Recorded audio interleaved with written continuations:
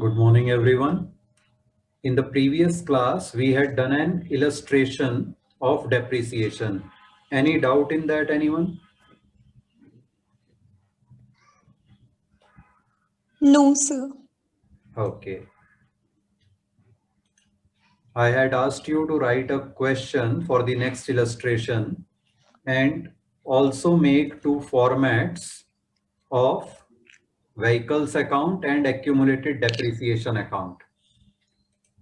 Have you made them? Yes, sir.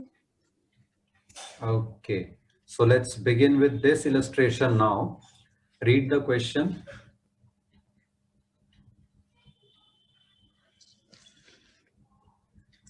Pradeep Departmental Store had a balance of 15 lakh in vehicles account and 5 lakh in accumulated depreciation account on 1st April 2019. On 1st October 2019, it sold a van for rupees 1,80,000 which was purchased on 1st October 2015 for 3 lakh. On 1st January 2020, शुरू में हमने क्या कहा? Had a balance of 15 lakh. Purchase नहीं लिखा हुआ, मतलब पहले कभी परचेज की थी. On this date 15 lakh is the balance. On which date? 1st April 2019. Vehicles account में ऑलरेडी इतना बैलेंस है. ये जरूरी नहीं है 15 लाख किसी एक ही व्हीकल की वैल्यू हो सकता है ये मल्टीपल व्हीकल्स की कंबाइंड वैल्यू हो.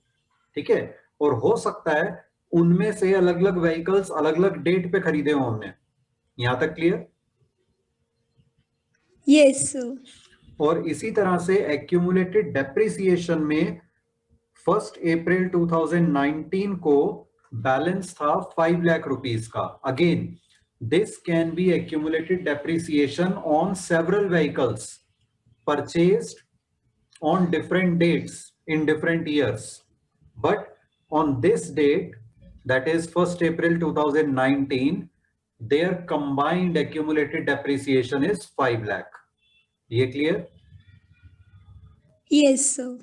Now they are saying on 1st October 2019, मतलब जो हमें डेट दे रखी है 1st April की, उसके कितने टाइम के बाद?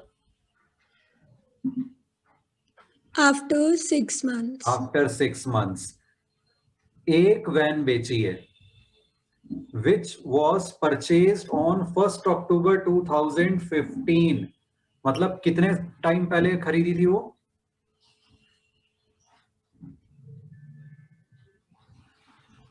चार साल पहले. 4 साल यूज 4 करने के years बाद. before. ठीक है. 1st October 15 से 1st October 19 तक हमने यूज की है.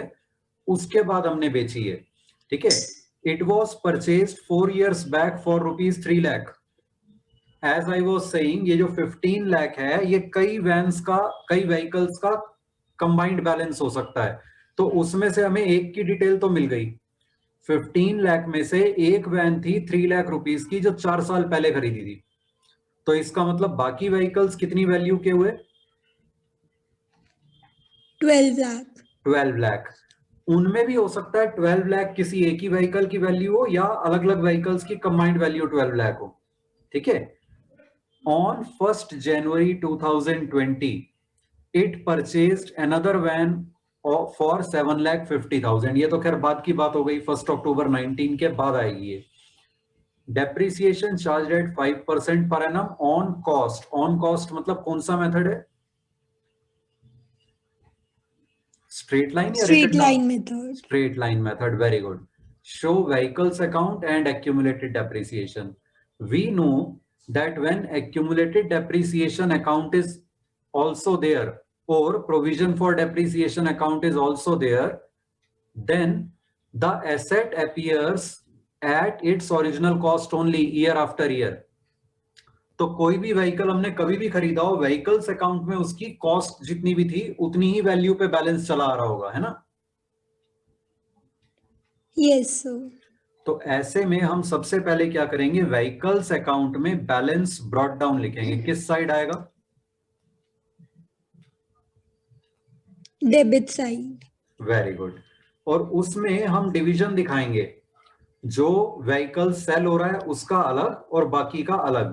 तो हम लिखेंगे 1,419 to balance brought down 3 lakh plus 12 lakh. 3 lakh वो वाली वैन जो सेल होनी है इस साल, और 12 लाख वो जो रिमेनिंग व्हीकल्स हैं। सो 3 लाख प्लस 12 लाख और अमाउंट कॉलम में 15 लाख।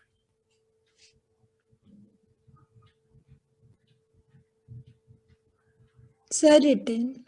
सिमिलरली जो एक्यूमुलेटेड डेप्रिसिएशन का हमें बैलेंस दे रखा है 5 लाख, पहले तो बताओ आएगा किस साइड, डेबिट या क्रेडिट?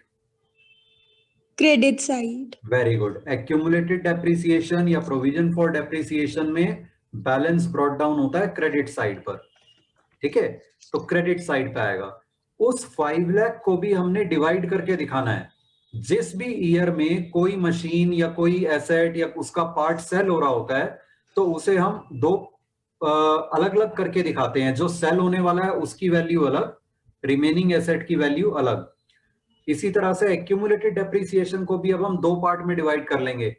5 लाख में से उस मशीन पे, मशीन नहीं, यहां पर वैन है, although that is also kind of machine only, तो उस वैन की एक्यूमुलेटेड डेप्रिसिएशन हम अलग दिखाएंगे जो सेल होने जा रही है, और रिमेनिंग व्हीकल्स की एक्यूमुलेटेड डेप्रिसिएशन अलग दिखाएंगे।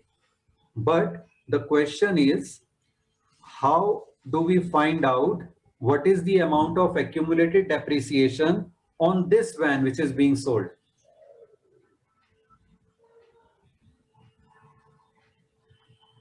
So till 1st October 2019, we will charge for 3 years. And then for the remaining 6 months, then we will add them.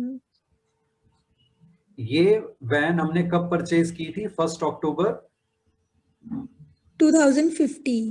तो 2015-16 वाले ईयर में इसकी पहले हम क्या करेंगे, इसकी वर्किंग नोट्स में पहले कैलकुलेट करेंगे एक्यूमुलेटेड डेप्रिसिएशन कितनी हो गई। 3 लाख की खरीदी थी, तो 3 लाख का आप देखो 10% कितना हुआ? 30,000. लेकिन डेप्रिसिएशन है 5%, तो कितनी हो गई एनुअल डेप्रिसिएशन इस मशीन, इस वैन पे? 15,000. ठीक है, यहां तक क्लियर कि जो वैन हम सेल करने जा रहे हैं उस पर एनुअल डेप्रिसिएशन है 15,000, 15,000। क्लियर यहां तक? Yes, sir. 2015-16 में इस पे कितने टाइम की डेप्रिसिएशन लगी होगी? 1 अक्टूबर को खरीदी थी तो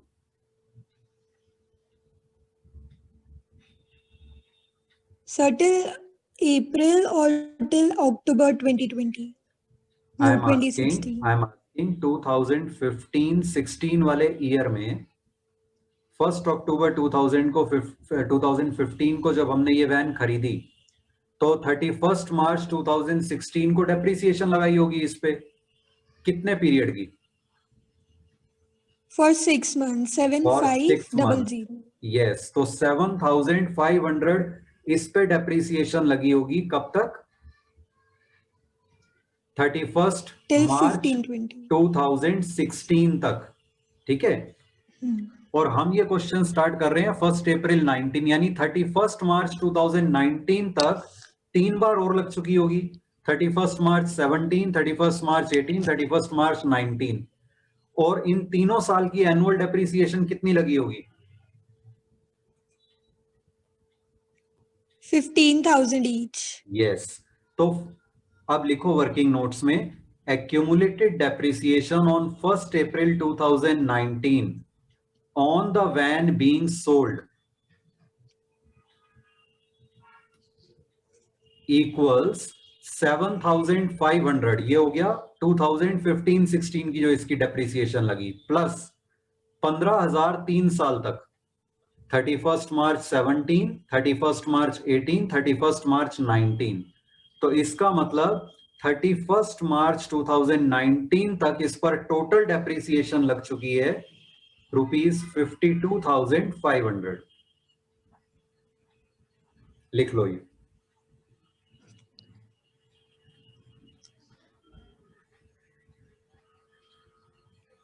Sir, written. इससे क्या हुआ, अब हमें 5 लाख की भी सब डिवीजन मिल गई। सारे व्हीकल्स पे मिलाकर एक्यूमुलेटेड डेप्रिसिएशन 5 लाख है, उसमें से जो हम वैन सेल करने जा रहे हैं उस पे 52,500 है, तो रिमेनिंग पे कितनी होगी? 5 lakh minus 52,500, And that is 4,47,500. Very good. लिखो एक्यूमुलेटेड डेप्रिसिएशन में credit side 1 April 2019 by balance brought down 52,500 plus 4,47,500 और अमाउंट कॉलम में इसका टोटल लिख दो 5 लाख। Sir, written. तो सबसे पहले हमने क्या किया? व्हीकल्स की वैल्यू को दो पार्ट्स में डिवाइड करके दिखाया, the part being sold and the remaining vehicles. Similarly accumulated depreciation के बैलेंस को हमने दो पार्ट्स में डिवाइड किया, the van being sold and remaining vehicles. Clear यहां तक? Yes, sir. Now, before selling this van on the date of sale, what is the first thing we will do? Charge depreciation. Very good. 1 अप्रैल से 31 अक्टूबर 2019 तक की depreciation लगाएंगे। कितने months हो गए? 6 months. Annual depreciation 15,000 है, तो 6 मंथ्स की 7,500. Very good. तो एक्यूमुलेटेड डेप्रिसिएशन अकाउंट में लिखो 1 अक्टूबर 19 बाय डेप्रिसिएशन अकाउंट 7,500।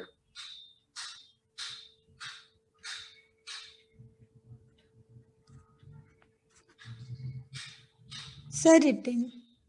ठीक है, उसके बाद नेक्स्ट स्टेप क्या करेंगे? देखो आपको जो नोट्स So लिखवाए we थे। will. Yes. So we will record the sale of asset. नहीं, आपको जो पॉइंट्स लिखवाए थे मैंने कल, उसमें देखो और प्रीवियस क्लास में, उससे प्रीवियस क्लास में, उसमें देखो फर्स्ट पॉइंट क्या है? चार्ज डेप्रिसिएशन, और नेक्स्ट लाइन क्या लिखी हुई है? If accumulated depreciation account is maintained, then transfer the accumulated depreciation amount till date of sale to asset account. Yes, ये करना है। इस वैन पर जितनी भी एक्यूमुलेटेड डेप्रिसिएशन है, जितनी भी डेप्रिसिएशन इकट्ठी हो चुकी है अब तक डेट ऑफ सेल तक, वो पहले हमने एसेट के अकाउंट में ट्रांसफर करनी है। 52,500 तो 1 अप्रैल तक हो चुकी थी, और अभी अभी हमने 7,500 और लगाई है, तो टोटल कितनी हो गई? 60,000. Very good. इसको ट्रांसफर करने की एंट्री क्या होगी? Sir, on credit side of vehicles account, we will write by accumulated depreciation account. Very good. और सेकंड इफेक्ट उसका? Sir, on accumulated depreciation account on debit side to vehicles account. Yes, very good. लिखो accumulated depreciation account में 1 October 19 to vehicles account 60,000, और vehicles account में credit side पर 1 October 2019 by accumulated depreciation account 60,000।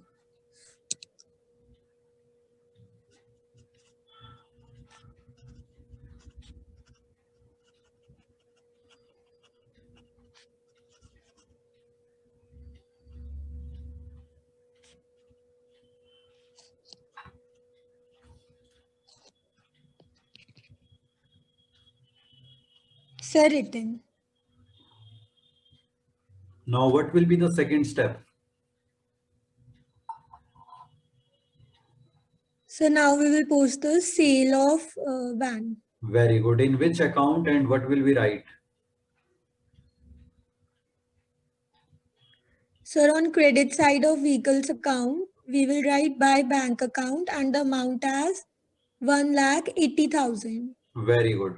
By bank account 1,80,000 in vehicles account.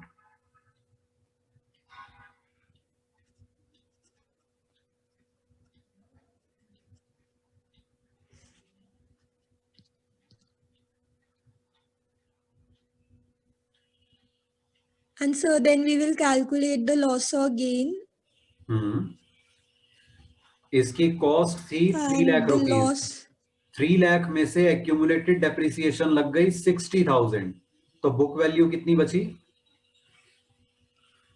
2,40,000. Very good. और ये cell हुई 1,80,000 में, तो गेन हुआ या loss?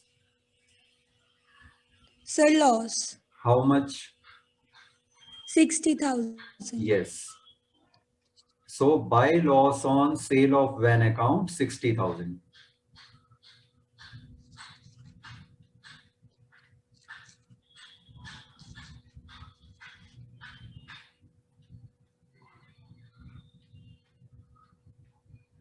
Sir, written. Now what after that?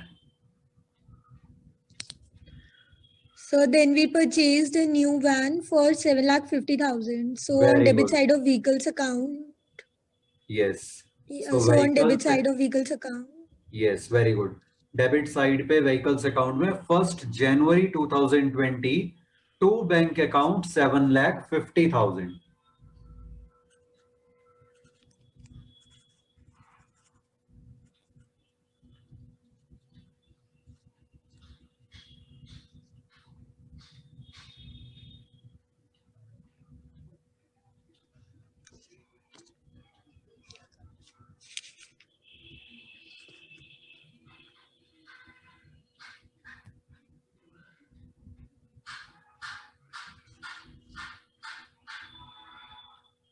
Written? Yes, sir. After that, what next? So now we will charge depreciation on this new van. On this new van and also on the remaining vehicles at the end of year. So the date will be 31/3/20. 31st March 2020. By depreciation account, accumulated depreciation account में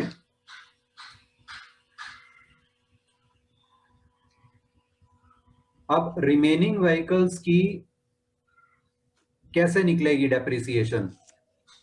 12 लाख की उनकी cost है, 12 लाख का 10% कितना हुआ?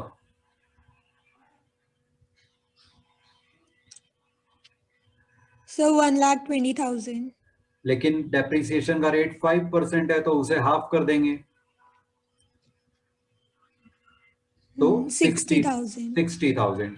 Bye depreciation account inner column में 60,000 तो हो गई इन पर. Now we come to this new van which has been purchased 7,50,000 का 10%. 75,000. और उसका हाफ, क्योंकि 5% रेट है, 37,500. 37,500. Very good. ये हो गई इस पर एनुअल डेप्रिसिएशन. लेकिन हमने चार्ज करनी है 3 मंथ्स की, 1 जनवरी से 31 मार्च. तो 37,500 का 1/4 9375. ठीक है. तो bye depreciation account 60,000 plus 9375. Depreciation का अमाउंट कॉलम में आएगा 69,375. कैलकुलेशन चेक कर लेना ये.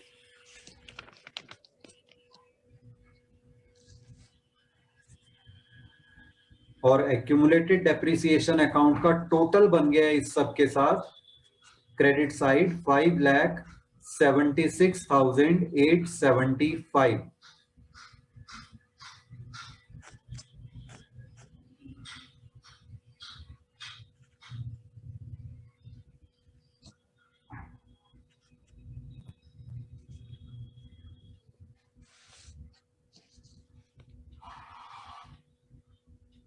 रिटर्न?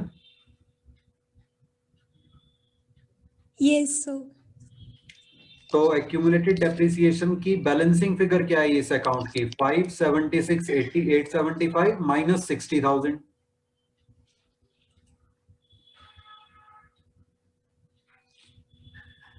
5 lakh. 875. तो लिखो डेबिट साइड पे 31st March 20 to balance carried down 5,16,875. Total दोनों साइड पे लिख लो 5,76,875 and then on credit side 1st April 2020 buy balance brought down 516,875.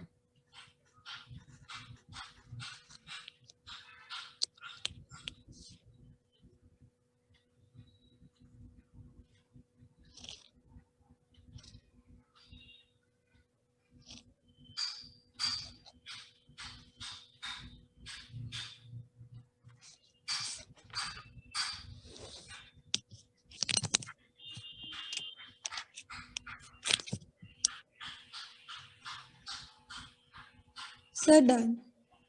Now we will close vehicles account also. Debit side पे देखो कितना है total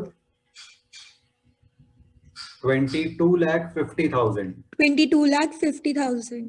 और credit side पे 180 plus 120 3 lakh. 3 lakh. So difference is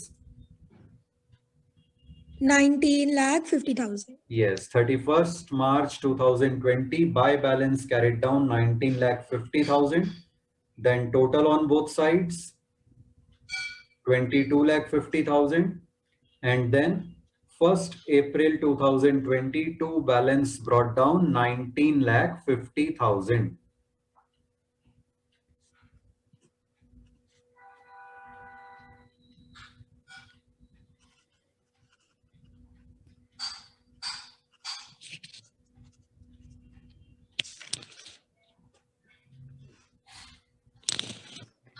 Sir, written. Clear है ये illustration? Yes, sir. Okay, so let's do another one now. अब आप ये क्वेश्चन लिखो और एक फॉर्मेट बनाओ मशीनरी अकाउंट का और क्वेश्चन लिख के फॉर्मेट बना के मुझे बताओ, उसके बाद हम कंटिन्यू करते हैं। इस फॉर्मेट के एंड में एक हेडिंग लिख लेना वर्किंग नोट्स। वर्किंग नोट्स हम उसके नीचे बना लेंगे मशीनरी अकाउंट के बाद, या आप पहले जगह छोड़नी चाहो तो पहले भी छोड़ सकते हो। Around 5-6 lines for working notes.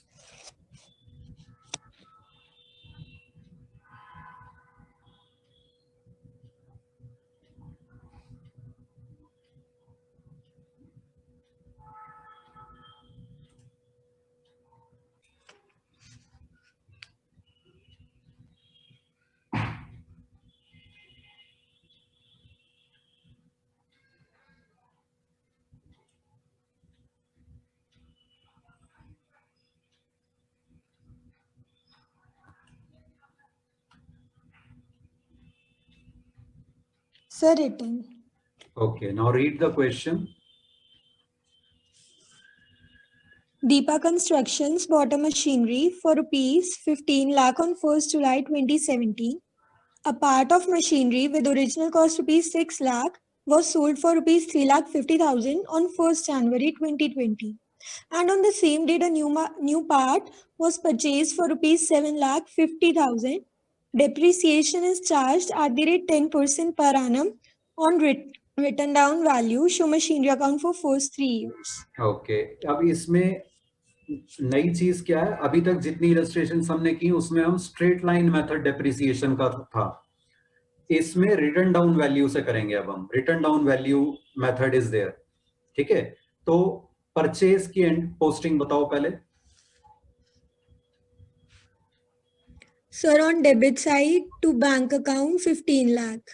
Yes, 1st July 2017 to bank account, bracket में M1, क्योंकि एक पार्ट हम बाद में भी खरीद रहे हैं तो इसलिए M1 लिख लिया इसको। बाद में जो पार्ट खरीदेंगे उसे M2 लिख लेंगे। अमाउंट 15 लाख।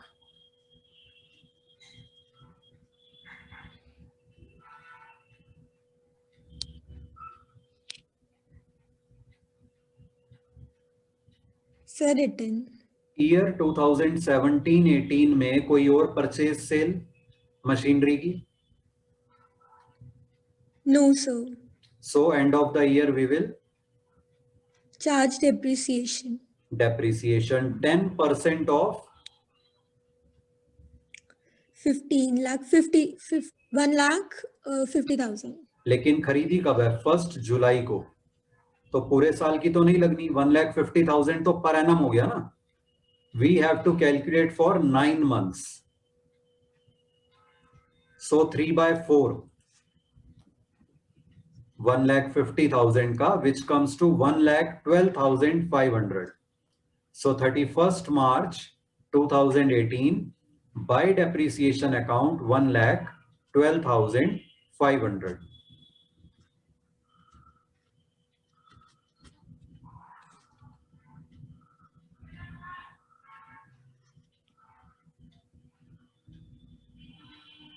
Sir, written. उसके बाद बैलेंस कितना बचा?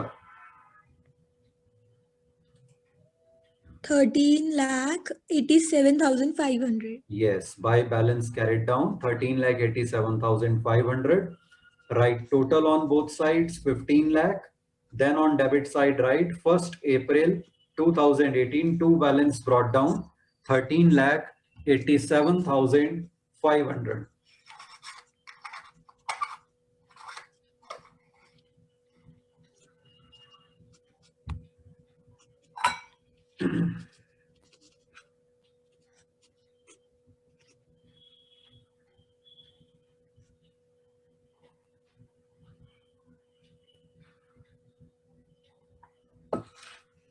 Sir, written. 2018-19 में any purchase or sale of machinery taking place? No, sir. तो ईयर एंड में डेप्रिसिएशन लगा देंगे. What will be the amount of depreciation now? 10% of 13,87,500. Very good. 13,87,500 का, क्योंकि रिटर्न डाउन वैल्यू मेथड है तो हर साल डेप्रिसिएशन, एनुअल डेप्रिसिएशन चेंज होती जाएगी. And that comes to 13,87,50. Yes, एक जीरो हटा दो लास्ट का. So by depreciation account 31st March 2019 1,38,750. और अब बैलेंस बचा 12,48,750. टोटल दोनों साइड पे लिख लो और फिर 1st April 2019 to balance brought down. अभी अमाउंट मत लिखना ब्रॉट डाउन का, सिर्फ इतना लिख के छोड़ दो, to balance brought down bracket में M1.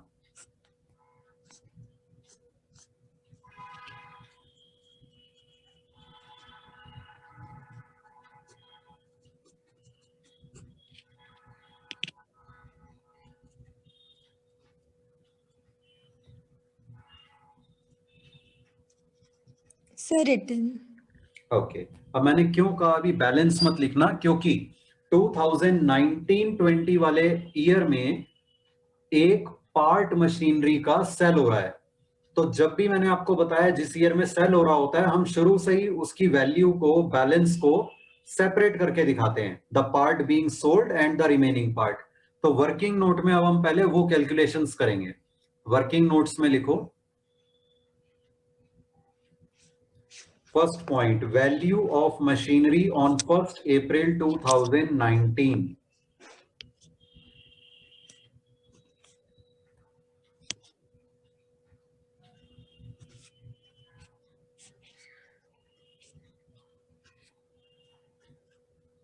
अब इस मशीन की बैलेंस कितना है? देखो 12 लाख, अगर बैलेंस ब्रॉट डाउन पूरी मशीन का कितना है? 12,48,750 है ना?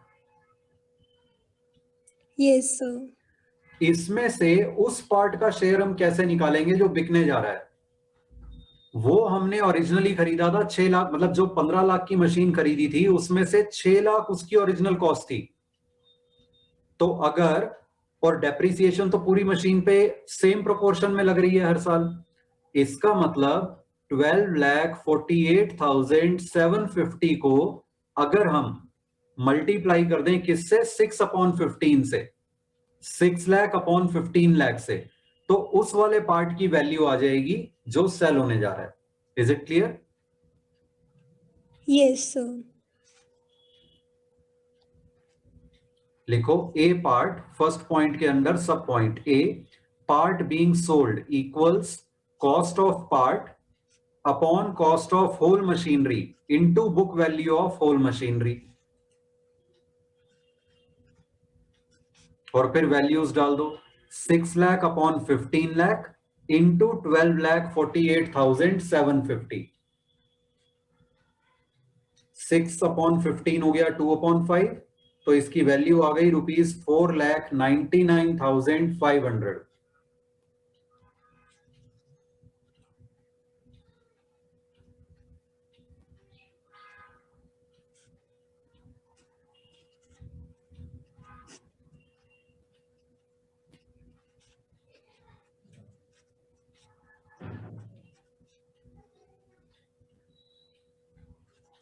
Sir, written. तो रिमेनिंग मशीनरी की वैल्यू कितनी बची 12,48,750 में से So we will subtract. ये सब्ट्रैक्ट कर देंगे. यस, बी पार्ट लिखो. Remaining part equals 12,48,750 minus 4,99,500 equals ₹7,49,250.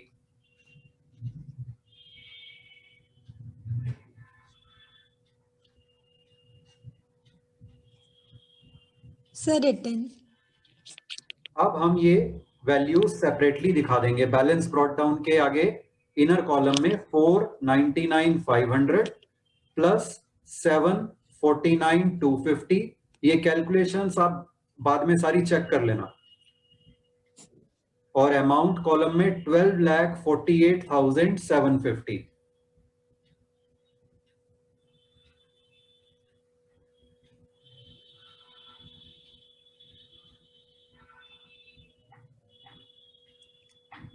Sir, written.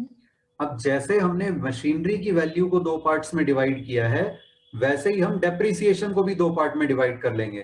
तो वर्किंग नोट्स में सेकंड पॉइंट लिखो, depreciation in third year.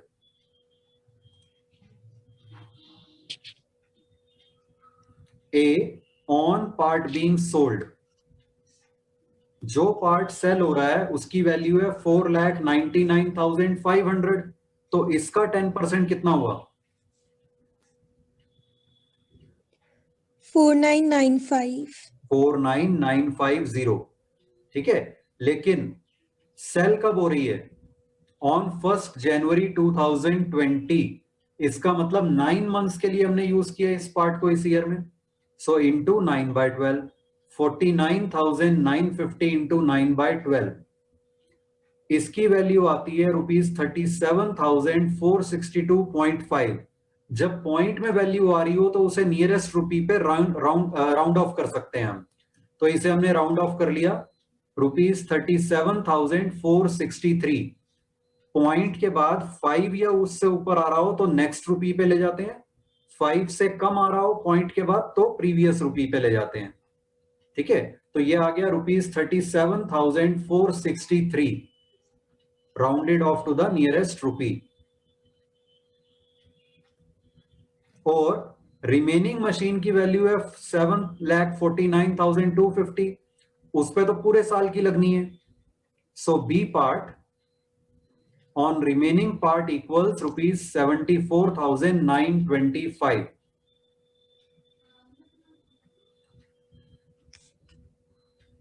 Clear यहां तक? Yes, sir. अब इसको बस हमने पुट करना है चीजों को. पहले हम लिखेंगे 1 जनवरी 2020 बाय डेप्रिसिएशन अकाउंट 37,463, जो पार्ट सेल हो रहा है उस पर.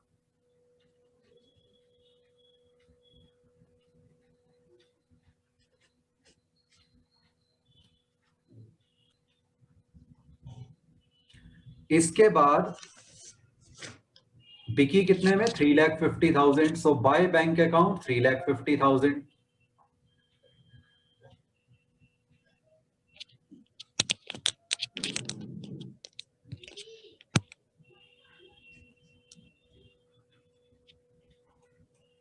उसके बाद वर्किंग नोट्स में लॉस निकालो कितना आया. Third point, loss on sale of machinery 4,99,500 इसकी वैल्यू थी शुरू में, -37,463 डेप्रिसिएशन लग गई और बिकी है 3,50,000 में, वो भी माइनस कर दो तो लॉस आ रहा है 1,12,037. By loss on sale of machinery account 1,12,037 rupees.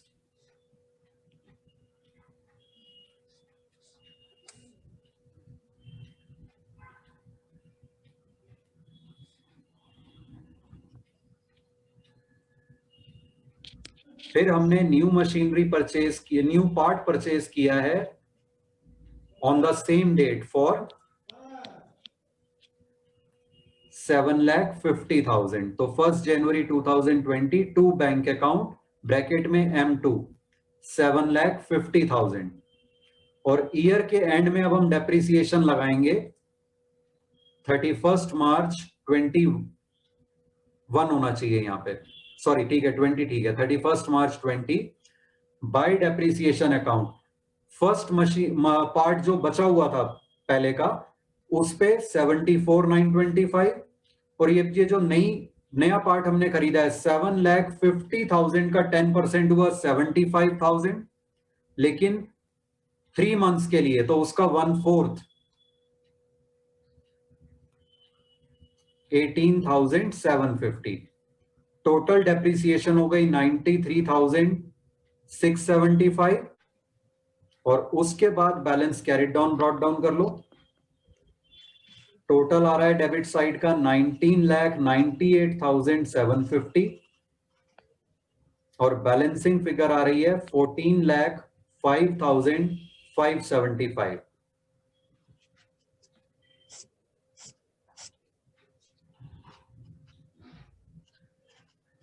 Calculations again check कर लेना सारी.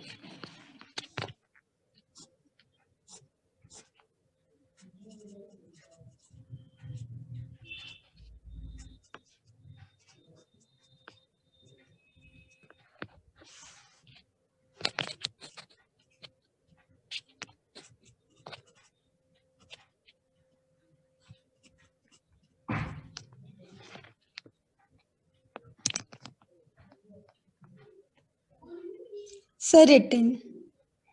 वर्किंग नोट्स के भी तीनों पॉइंट्स लिख लिए ना? Yes, sir. Any doubt with illustration? Anyone?